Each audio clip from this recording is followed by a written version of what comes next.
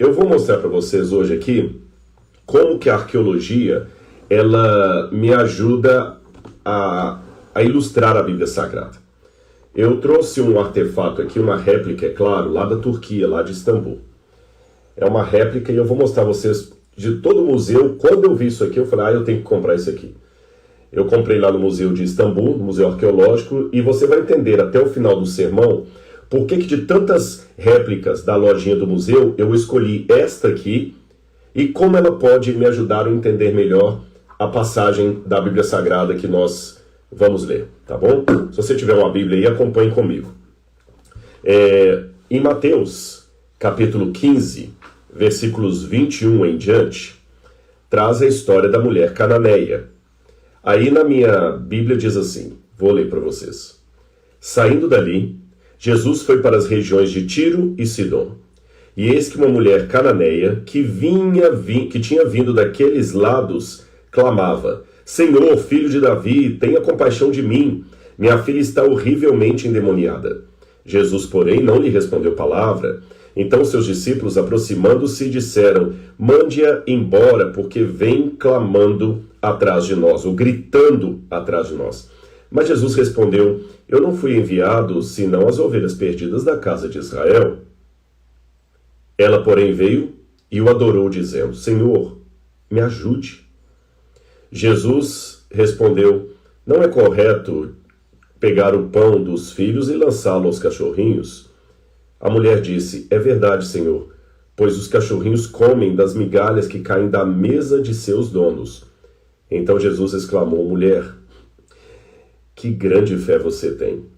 Que seja feito como você quer. E naquele momento a sua filha ficou curada. A primeira coisa, irmãos, que me chama a atenção nesse texto aqui é o ambiente no qual ele acabou acontecendo. Jesus, se você pegar o mapa, eu esqueci de pegar um mapa para vocês antes. E deixe-me ver. Aqui eu tenho um mapa aqui que dá para ilustrar. Aqui é a terra de Israel, tá vendo aqui, ó? Aqui você tem o Mar da Galileia, o Mar Morto. Essa região aqui é a Judeia. Aqui o miolo assim, você tem a Samaria. E a parte mais norte é a Galileia. Só que quando você vai subindo para cá, para onde hoje é o Líbano, você tem as regiões de Tiro e Sidom, que já eram fora do ambiente de Israel. Eram regiões, como é que eu poderia dizer para vocês, completamente hostis a Israel do ponto de vista espiritual. Eram regiões que não tinham o temor do Deus verdadeiro, eram, em outras palavras, inimigos intelectuais, espirituais, teológicos, religiosos dos judeus. E por alguma estranha razão, Jesus vai parar no Líbano. Líbano hoje, na época não se chamava Líbano. Líbano é o nome de um país moderno. Jesus vai parar naquela região ali, que é chamada de Ciro-Fenícia. E por que Jesus vai para lá? Eu tenho comigo que ele queria ensinar uma tradição para os discípulos, sabe por quê? Voltando ao mapa aqui que eu havia mencionado para vocês, só pegar aqui que agora o mapa sumiu. Ele sai da terra dos judeus, aqui de novo, ele sai da terra dos judeus, aqui do entorno do Mar da Galileia, para levar os discípulos para um canto bem distante. Por que ele faz isso? O curioso é que no entorno do Mar da Galileia, os discípulos estavam confortados, estavam muito bem, assim, protegidos espiritualmente, era a terra deles. Até um tempo atrás, muitos historiadores do Novo Testamento acreditavam que a religiosidade da Galileia ela era uma religiosidade mais desprezível, que a religiosidade da Judeia era mais conservadora, mais certinha com as coisas, porém a arqueologia demonstrou que esta era uma perspectiva errada. Na Galileia nós encontramos muitos banhos de purificação, aquele mikvaot, os mikvaot, aqueles banheiros ali para purificação dos judeus. Você não encontra a presença de carne de porco. Então os judeus da Galileia também tinham uma religiosidade conservadora. Um tanto diferente da Judeia, mas não menos assim tradicionalista do que eles, digamos assim. E ali os judeus então estavam na sua zona de conforto. Eles estavam como um jovem crente no acampamento de carnaval da igreja, sabe? Ele pode namorar qualquer menina ali, porque não vai ser julgo desigual, todas são da mesma religião. Ele pode comer qualquer coisa sem perguntar a procedência, porque toda a comida ali foi feita por irmãs da igreja, que estão ajudando ali. Ele pode correr, ele pode brincar, ele pode sair com a Bíblia debaixo do braço, que ninguém vai zoar da cara dele. Se for desbravador, para falar no ambiente adventista, ele pode sair com o uniforme desbravador, que ninguém vai perguntar o que é aquilo. É muito cômoda a situação ali dentro do ambiente do arraial dos crentes. Isso vale para todas as religiões. É muito cômodo. Agora, quando você vai para o arraial dos pagãos, a coisa fica mais complicada. E Jesus resolve levar os discípulos para o arraial dos pagãos. Eu fico pensando o que ele foi fazer ali. Aliás, essa pergunta não é só minha. Com certeza, os apóstolos também perguntaram muito isso para Jesus. Por que o senhor vai para aquele lugar? E aí é interessante que diz que ele foi para a região de Tiro e Sidom, diz o verso 21, e eis que uma mulher cananeia.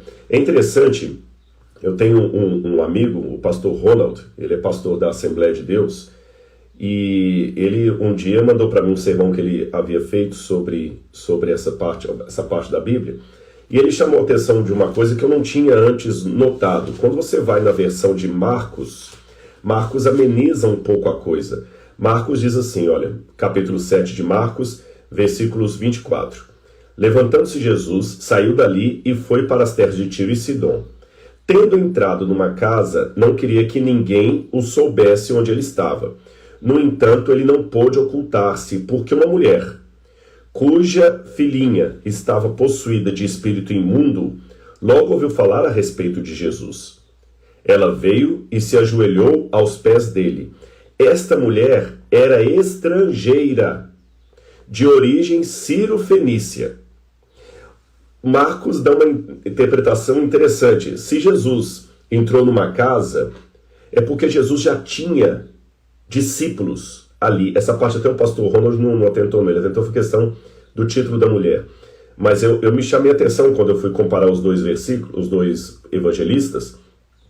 Jesus tinha discípulos já ali, ou pelo menos pessoas simpatizantes na região dos pagãos. Porque muitas vezes a gente ensina Paulo é o pregador aos gentios, etc, etc. O primeiro gentio converso foi Cornélio, lá em Cesareia Marítima. De fato, tudo indica que sim, mas por alguma razão havia pessoas que eram pelo menos simpáticas a Jesus ou discípulos dele que estavam na região pagã. Será que eram judeus que moravam lá? Será que eram pagãos? O fato é que Jesus foi para lá, mas ele não queria criar alarde. Ele queria ensinar alguma coisa, ele ficou numa casa. E em algum momento, provavelmente quando ele estava saindo já da casa, porque diz que a mulher vinha clamando atrás deles, segundo Mateus, então dá a entender que ele já estava regressando para Galileia. Aí vem a parte que o pastor Ronald falou. A mulher, segundo Marcos, é chamada de estrangeira, de origem sírio-fenícia.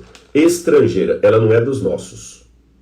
Mas quando você vai a Mateus ainda é mais duro ainda. Ela não é só estrangeira, ela é cananeia. É interessante que a expressão cananeia já não era mais usada assim largamente no Novo Testamento. Para Mateus chamá-la de cananeia, é um título bem pejorativo. Sabe? É como chamar alguém que não é da minha religião de pagão. Pagão, sabe? Esse termo que no passado era usado, hoje ele é um termo mais em desuso. Gentios, para falar dos não-judeus. Pagão, é alguém que não pertence ao meu clã espiritual. Era uma mulher, então, que tinha tudo para dar errado. Ela vem atrás de Jesus e os próprios discípulos a veem não só como uma estrangeira, mas como uma estrangeira inimiga do povo de Deus, que ela é cananeia. Quem eram os cananeus, Rodrigo? É só você ler no Antigo Testamento, quando os judeus, os hebreus voltaram para a Terra Prometida, os grupos que os atacavam para impedir-lhes de ocupar a terra eram grupos de cananeus, pessoas incircuncisas. E o judeu tinha muito aquela questão de não se misturar com a gentalha, como dizia o Kiko lá do folhetinho Chaves. Aquela senhora, ela tinha todos os problemas que você pode imaginar. Porque eu fico construindo aqui no Novo Testamento, você sabe que a sociedade da época do Novo Testamento, a sociedade greco-romana, era uma sociedade predominantemente masculina.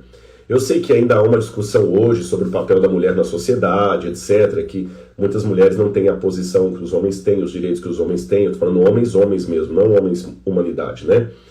Mas, de qualquer maneira, eu acho que qualquer um que levante essa temática concorda comigo que a mulher de hoje tem muito, mas muito mais liberdade do que a mulher do primeiro século. É lógico que nem todos os problemas estão resolvidos, mas, por exemplo, um negro de hoje tem muito mais condições sociais do que um negro da época da escravidão. Não vou com isso também ser irônico dizer que o racismo acabou na humanidade, mas também não vou ser agora tão pessimista a ponto de negar que os negros conquistaram coisas. É muito mais fácil ser negro hoje do que no Brasil do século XIX. Agora, com relação à mulher, a mesma coisa. A mulher naquela época, sem um marido para cuidar dela, para orientar, para fazer os negócios, ela estava perdida e mal paga. E só pelo fato de falar que ela vinha sozinha gritar por Jesus, eu já posso aqui dizer para vocês que essa mulher não tinha marido. Porque pela cultura do Antigo Oriente Médio, se ela tivesse marido, o marido que apareceria. Anote uma coisa aí. A menos que seja uma exceção da exceção da exceção da exceção, todas as vezes que você vir no Novo Testamento uma mulher sozinha indo procurar Jesus, ela não tem marido. Porque o marido tem que tomar essa iniciativa. Geralmente. Então por isso que eu posso deduzir pela cultura da época que ela já nem tinha marido. Será que ele morreu? Será que ele abandonou? Pior, além de não ter marido, ela quando vai buscar a ajuda dos judeus, ela é vista como estrangeira, como inimiga. Imagina o rechaço dos apóstolos. Para piorar, qual que era o problema que ela tinha? Uma filha horrivelmente endemoniada. Nem Mateus, nem Marcos dão detalhes da possessão demoníaca dessa menina, mas eu não preciso ir longe para imaginar que não era nada agradável. Eu já tive algumas experiências no meu ministério, poucas, eu confesso, de ter que expulsar o demônio de uma pessoa, e não é nada fácil. E ela vinha clamando, Jesus, filho de Davi, tem misericórdia de mim, tem misericórdia de mim. E a Bíblia vai dizendo que, quanto mais ela gritava, verso 23, Jesus não lhe respondeu palavra. Gente, imagina as barreiras que essa mulher enfrentou. Quem fica em casa cuidando de uma menina endemoniada? Porque a menina não estava com ela. Quem ficaria? Dá para você sair... se hoje tem muitas mães que têm dificuldade de arrumar um emprego porque não tem com quem deixar as crianças, imagina você pedir para a vizinha assim, você pode cuidar da minha filha enquanto eu vou buscar o medicamento para ela? O que ela tem? Ela está doente, ela está endemoniada. Quem vai querer ficar? Ela talvez deve ter trancado a porta da casa e deixado a menina lá como um animal numa jaula, correndo o risco de voltar e a menina ter destruído a casa, ter botado fogo, ter até tirado a própria vida, sei lá. Ela teve que ter um ato de fé, de deixar o problema para buscar a solução do problema. E aqui eu já começo a fazer a minha homilética do texto. Um ato de fé. Ter a coragem de deixar o problema guardado para buscar a solução do problema. Eu estava conversando com alguém essa semana e eu falei, olha, você está querendo tanta solução para esse problema, talvez não seria o ideal você deixar um pouquinho de stand-by. Sabe quando você está querendo lembrar um nome, o nome não vem à sua cabeça de maneira nenhuma? Como é que é? Eu desenvolvi uma técnica que vou passar para vocês aqui a dica.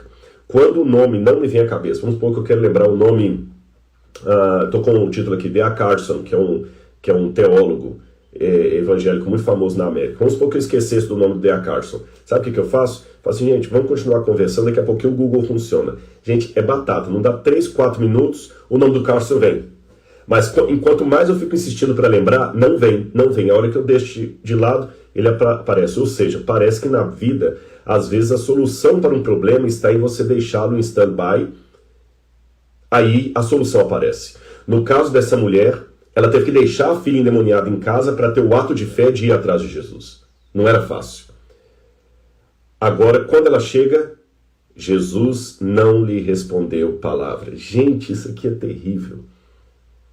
Imagina você, de repente eu estou falando nessa manhã para alguém que ora e Deus não lhe responde palavra. Parece que o céu foi fechado, está fechado para balanço, não está aberto para ninguém.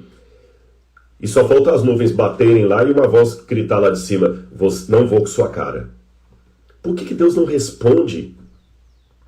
Por que Ele nos pune com esse silêncio, sabe? Às vezes algumas brigas de casal, que alguns terapeutas de família dizem que às vezes o cônjuge pune ao outro com silêncio, fica lá de cara fechada. Por que Deus parece às vezes um cônjuge nos punindo com silêncio? E Jesus não falou nada. E é interessante que além de Jesus não falar nada, os discípulos começam a falar. Senhor, mande-a embora, manda essa mulher embora. Olha, igual um cachorro, toca daqui, toca em xota para ela está incomodando, ela está gritando atrás de nós. Olha como é que eles falaram: mande-a embora, pois vem gritando atrás de nós. Aí, para piorar, Jesus responde: eu não fui enviado senão as ovelhas perdidas da casa de Israel. Gente, sabe aquela situação de era melhor ter ficado calado? Com todo respeito ao Senhor Jesus, eu estou apenas fazendo uma analogia. O silêncio dele foi terrível para ela, mas a resposta dele foi pior. Foi pior, foi pior, foi pior. Imagine que você me encontre numa igreja e... Ah, Rodrigo, tudo bem? Olha, eu assisto o seu programa. Você pode orar comigo e só tirar um selfie aqui comigo? E eu não te respondo nada. Aí você: Rodrigo, tudo bem? Eu te assisto lá. Você pode tirar um selfie comigo aqui e fazer uma oração por mim? E eu não te respondo. Aí, para piorar, os que estão comigo na igreja falam assim: ô Rodrigo, manda essa mulher embora. Ela nem é da igreja aqui, está incomodando aqui toda hora pedindo. Aí eu viro para esses irmãos, quase que de costas para você, e falo o seguinte: não, eu só vou pregar para os adventistas do sétimo dia. Eu não vou pregar para quem é de outras religiões ou de fora. Eu acho que você daria meia volta, nunca mais pisaria na igreja e nem assistiria um sermão meu. Mas, e eu iria te dar razão, tá? Mas, contrariando isso, a Bíblia fala que ela, porém, veio e o adorou, dizendo: Senhor, ajuda-me. Interessante que antes ela vinha clamando, agora ela simplesmente o adorou. Foi fácil para ela adorá-lo, sabe por quê? Porque ela vinha de uma religião pagã, onde eles tinham costumes de adorar qualquer pessoa que fossem mais consagradas ou vários deuses. Por isso que ela adorou Jesus. Até o ato de adoração dela, teologicamente falando, poderia ser questionado. Até o ato de adoração. Por quê? Aquela mulher, ela não sabia nada de messianismo em Judá. Ela não lia hebraico, ela não lia a Torá, ela não era convertida ao judaísmo. Talvez ela ouvisse falar do judaísmo como você ouve falar do confucionismo. Você sabe que existe uma religião de Confúcio, você sabe que existe o islamismo, mas você nunca leu o Alcorão, você nunca... né? E Marcos deixa isso mais claro, quando Marcos fala que uma mulher... Marcos deixa bem claro que ela não era realmente uma mulher judia, porque fala assim...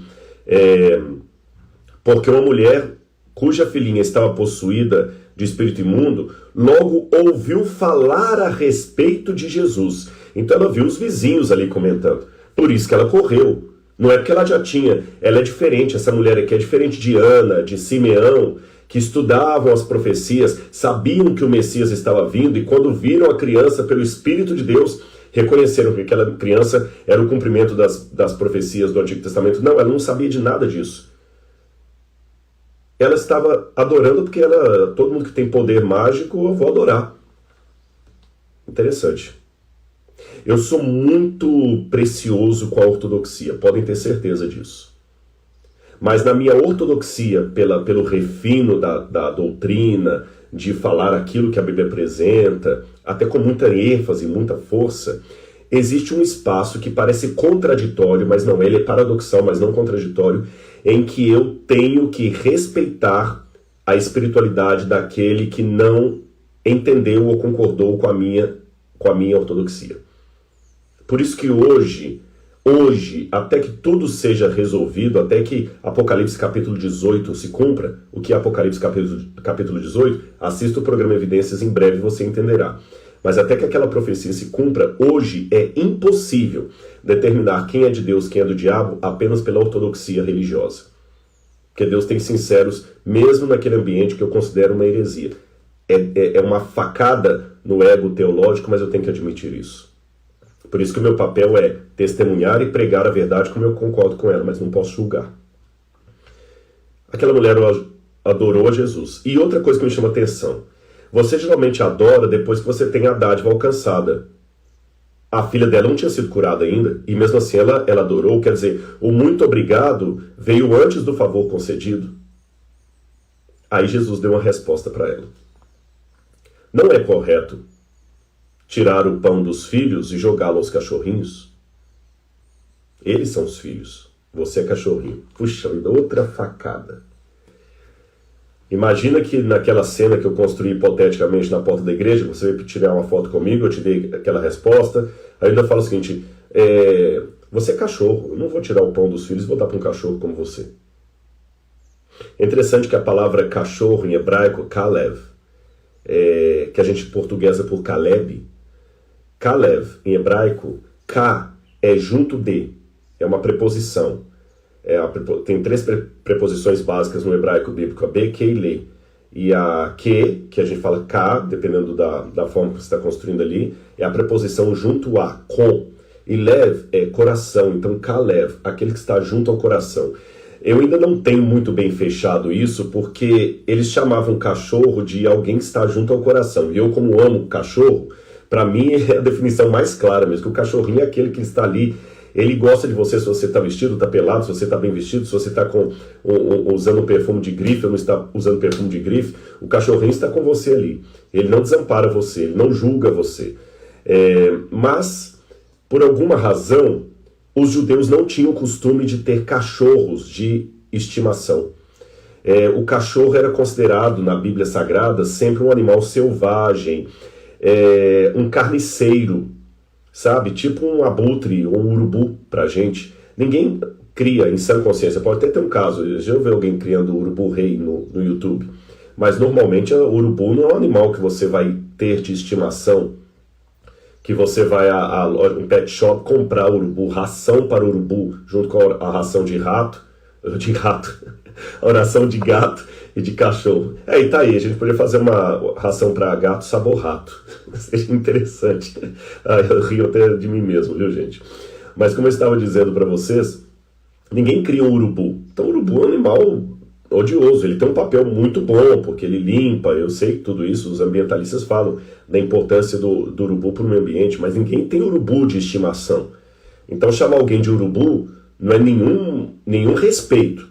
Nenhum respeito, por mais que o Flamengo coloque o urubu como a marca do seu time, mas normalmente o urubu não é um animal gracioso, que todo mundo acha lindinho, tira foto com o urubu, não existe isso.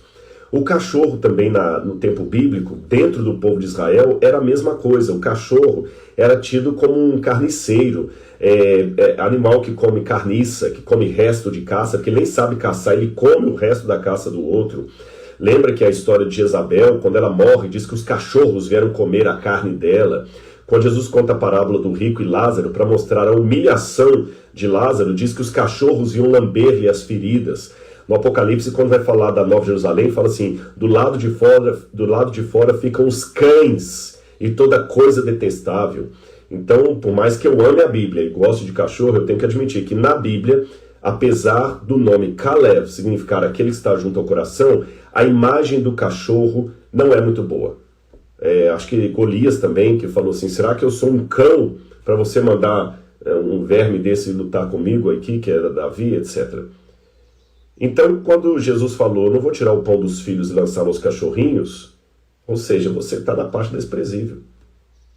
Mas aí que vem uma coisa da resposta daquela mulher, que eu entendo pela peça arqueológica que eu comprei lá, a réplica da peça arqueológica que eu comprei lá no Museu de Istambul. Olha que interessante essa peça. Originalmente, essa aqui é uma lápide de um cidadão grego, e ele está no seu triclínio. O triclínio é essa mesa que vocês estão vendo. É como se fosse um divã, quase parece um divã, só que é um triclínio. Essa era a mesa das refeições. E normalmente nas lápides funerárias, tanto os egípcios quanto os persas e também o pessoal que vivia na época da Grécia e de Roma, tinham o costume de pintar ou esculpir na lápide das tumbas deles cenas do dia a dia, como se ele fosse fazer ali uma propaganda, uma fotografia dos momentos mais agradáveis da sua vida. Então ele pinta um homem aqui, tá certo? Ele está se alimentando. Atrás você tem uma mulher que provavelmente deve ser a esposa dele, e ela está levantando aqui uma tampa. Estão vendo aqui que ela está levantando uma tampa com perfume? Ela pode ser a esposa dele ou uma serva. Por que esse perfume? Porque quando você ia comer, você era perfumado. Você era perfumado. Lavavam-se os pés e perfumava você. Você se lembra que no Salmo 23 diz: unges minha cabeça com óleo. Esse óleo é o óleo perfumado. O meu cálice transborda. Lembra também quando Jesus estava na casa de Simão, e aí veio Maria Madalena. Alguns acreditam que era uma outra mulher que não Maria Madalena. Enfim, veio uma mulher, eu acredito que era Maria Madalena, mas isso eu falo no outro vídeo. E ela unge Jesus com perfume muito caro, um nardo. Então, aqui você tem... Por quê? Olha, por que ela ungiu Jesus? Jesus estava talvez sentado assim comendo, e esse homem está em posição de comer. Ele estende a mão aqui, e um servo está indo pegar vinho para ele. Tá vendo? Um servo está indo pegar vinho para ele. E ele está aqui reclinado, esperando a taça de vinho. Mas veja que interessante, o que está debaixo da mesa do moço? O que você tem aqui? Um cachorro. E o cachorro está comendo o quê? As migalhas que o homem vai jogando para ele. Estão percebendo? O cachorrinho de estimação comendo as migalhas da mesa do seu dono. Porque na cultura não judaica, olha como é que uma peça arqueológica, que não tem nada diretamente ligado à Bíblia, porque ela não traz o nome de um personagem da Bíblia, não é uma comprovação bíblica da história, mas ela traz uma outra faceta, que é a arqueologia ilustrando a Bíblia. Eu aprendo por essa peça que os judeus poderiam não ter cachorro de estimação, mas os não-judeus tinham. Era comum. E era comum não apenas eles terem animais de estimação, como, quando eles estavam comendo, jogar um petisco para o animal que ficava ali embaixo da mesa comendo. Então é como se aquela mulher virasse para Jesus e falasse assim: é verdade, Senhor, pois os cachorrinhos comem das migalhas que caem da mesa dos seus donos. Olha a resposta, que tirada que essa mulher teve. É como se ela falasse assim: Senhor, o senhor tem razão. Na cultura de vocês judeus, eu sei que vocês não gostam de cachorro por perto, mas na minha cultura aqui, os cachorros se comem das migalhas. Então, pelo menos essa migalha que o senhor me der, eu vou ficar satisfeita. Como um cachorro, como um Kalev. Olha, que resposta. Sabe por que eu estou falando tanto, Senhor? Porque eu preciso. E tem uma frase que eu digo, e vocês já devem tê-la ouvido várias vezes: quem quer dá um jeito, quem não quer dá uma desculpa. E às vezes é a necessidade que impulsiona você à ação, mais do que o comodismo. O comodismo tende à letargia, o comodismo tende ao conformismo, é muito perigoso. Aí Deus permite a aprovação para me tirar dali. Senhor, por favor, eu como a migalha e como feliz, porque com o Senhor até uma migalha dá. Outra coisa que eu vou falar aqui, que fora de contexto vai parecer uma heresia. Ela deu um checkmate em Jesus. Rodrigo, o que é isso? É Jesus. Como é que alguém pode dar um checkmate em Jesus? Pois deu. Pois deu. Um checkmate que nem os escribas e fariseus conseguiram jamais dar. Sempre que eles tentavam encurralar Jesus numa situação, Jesus dava uma resposta que os queimava e eles não tinham argumento. Senhor, a lei mandou Moisés que tais mulheres sejam apedrejadas. Quem não tiver pecado, atira a primeira pedra. Silenciou todo mundo. Né? O que é mais fácil dizer? Perdoados estão os teus pecados ou levanta-te e anda? Vocês estão reclamando que eu estou colhendo espigas no sábado? O que fez Davi quando entrou? Jesus sempre ganhava todos os debates. Mas aqui foi ela que deu o checkmate em Jesus. Por quê? Na verdade, eu vou explicar isso aqui para não parecer herege. Não é porque Jesus realmente ficou sem saída. É porque Jesus estava construindo um ambiente para trabalhar o xenofobismo, o preconceito dos seus discípulos. Por isso ele os tirou da zona de conforto e levou lá para o mundo dos pagãos, para mostrar para eles e para mim e para você. Tem um vídeo meu na internet que eu falo sobre adquirir a síndrome de Elias, que eu exploro melhor esse assunto, para mostrar para mim que por mais que doa para o ego teológico, tem gente do lado de lá que é tão sincero a Deus como eu. Tão sincero quanto. É difícil digerir teologicamente isso, mas tem. Tem, Rodrigo. Tem os 7.000 que não dobraram o Júlia Baal. Respeita isso. Ore, pregue, não relaxe na defesa da verdade, seja um apologeta, mas o seu papel é pregar. O juízo pertence a Deus. Perceberam? Aí Jesus falou assim, mulher, que fé você tem, hein? Que seja feito como você quer. E a partir daquele momento a filha dela ficou curada. É como se ele dissesse para os discípulos, está vendo? O que eu falo depois desse argumento dela? Ela me venceu. Eu não tenho outra alternativa senão curá-la.